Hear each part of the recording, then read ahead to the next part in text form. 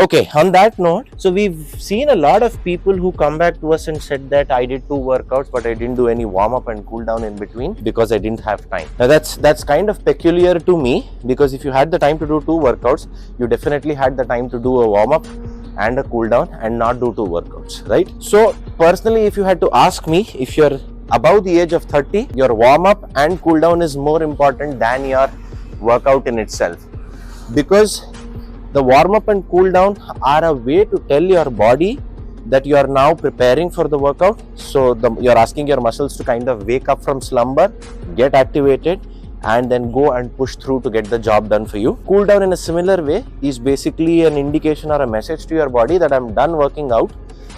Relax, go back into recovery mode and start saving energy so that you can use it whenever I need it for a burst of some form of activity. If you're going to ignore that, the only way and the only thing it's going to do to you is come back in a much more worse fashion and end up in an injury or something that is going to make the job even more harder for you, where you have to just focus on recovery, rehab and everything. And trust me, we've been there, done that. I've torn my left shoulder twice.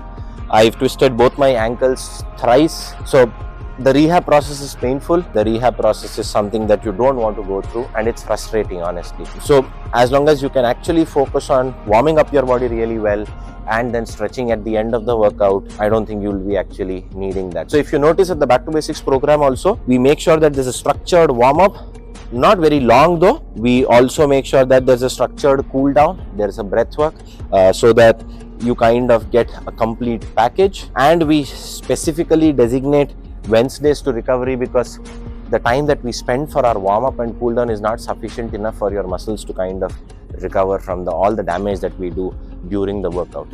Alright, on that note, I hope you guys take your warm ups and stretches seriously, and not to mention, never miss your Wednesday's workout. Even if you don't get a chance to do it during the week, make sure just grab the Wednesday's workout and do it on your Saturday or Sunday whenever we don't have a class per se. Even if you do it on a Wednesday, you can go back and do the same thing during a Saturday or a Sunday to feel much more rejuvenated and energized for the next week.